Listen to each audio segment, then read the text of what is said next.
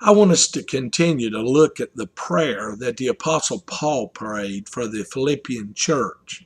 In Philippians chapter 1, verses 9 through 11, he wrote, "And this is my prayer, that your love may abound more and more in knowledge and depth of insight, so that you may be able to discern what is best, and may be pure and blameless until the day of Christ, filled with the fruit of righteousness that comes through Jesus Christ, to the glory and praise of God."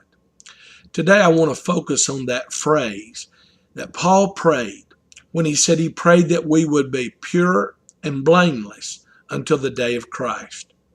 Now, what is Paul's desire for us when he says this?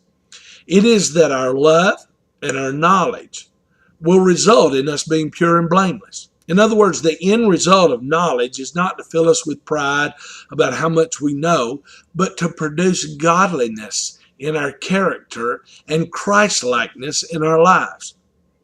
If you're like me, if you read something where Paul is praying that you become pure and blameless, your immediate and first reaction is to recoil and say, "Hey, I'm not perfect, I'm not blameless."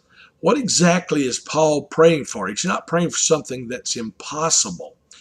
The word pure in the Greek language is eilekrinos.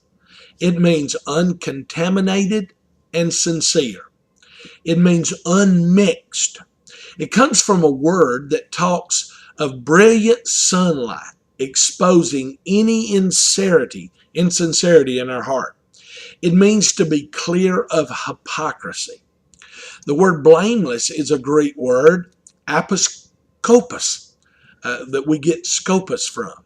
It means not offending or not causing somebody an offense or somebody else to stumble. It's the picture of someone not causing somebody else to fall or to stumble. Now, none of us are going to be perfect until we get to heaven. That's the day of Christ.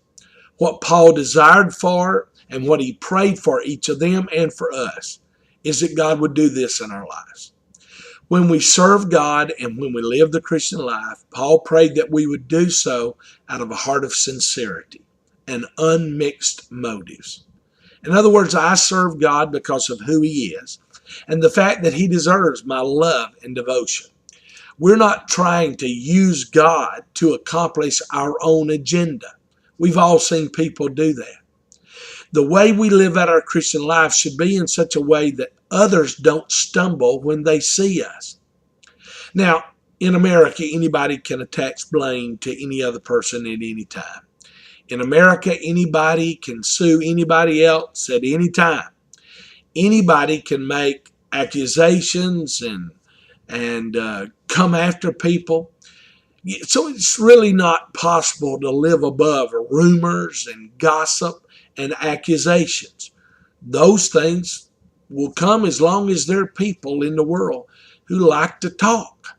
However, when your life is exposed to the sunlight and when it's examined, it needs to be able to pass the test of scrutiny. We ought to be able to look at people and say, "Go ahead, examine me. Take a deep look. I'm not perfect.